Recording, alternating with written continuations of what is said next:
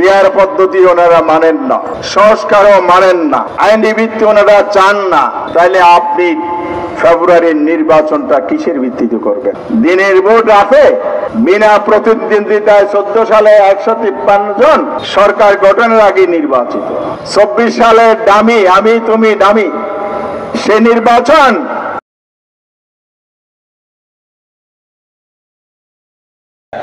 Peer পদ্ধতির কথা আপনারা শুনেছেন।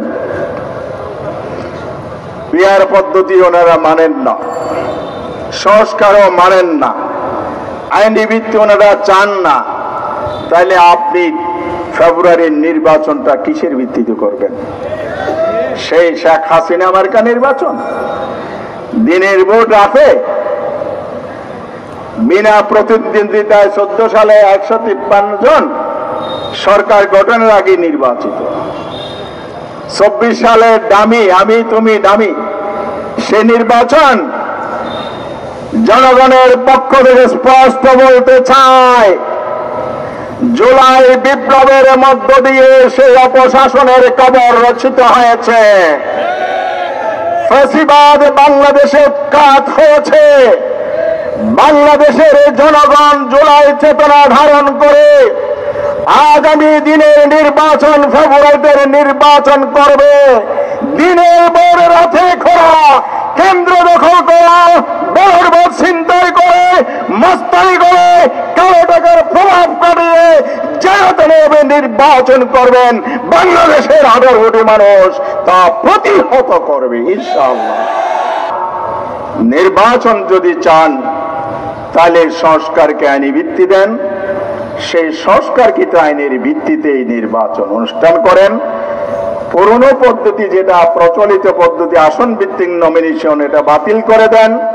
এটা ব্যর্থ হয়েছে গত 54 বছর।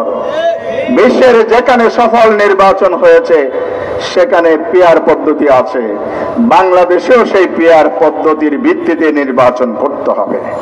তাহলে লেভেল প্লেইং ফিল্ড হবে, তাহলে সুষ্ঠু নির্বাচন হবে, প্রতিটি ভোটের মূল্যায়ন হবে, পার্লামেন্ট সমৃদ্ধ হবে, সরকার দুর্নীতিমুক্ত হবে, আগামী দিনের বাংলাদেশ দুর্নীতি মুক্ত বাংলাদেশ হবে। সৎ মানুষগুলো পার্লামেন্টে আসবে, চরিত্রবান দক্ষ মানুষগুলো পার্লামেন্টে আসবে, পার্লামেন্ট সমৃদ্ধ হবে, পার্লামেন্ট সদস্যগণ আইন প্রণয়ন করবে, আর স্থানীয় সরকার ডেভেলপমেন্টের ওয়ার্ক করবে। এটাই যদি হয় তাহলে বাংলাদেশ এগিয়ে যাবে। তাই আসুন, আমি আপনাদের কাছে দাবি আহ্বান করতে চাই, আপনারা কি জুলাই সনদের বাস্তবায়ন চান? পিয়ার পদ্ধতি চান? সুষ্ঠু নির্বাচন চান? দুর্নীতি মুক্ত চাঁদাবাদ মুক্ত বাংলাদেশ চান? বাংলাদেশকে বিশ্বের দরবারে উন্নত রাষ্ট্র পরিণত করতে চান? বেকারত্ব মুক্ত বাংলাদেশ চান? সমৃদ্ধির বাংলাদেশ চান?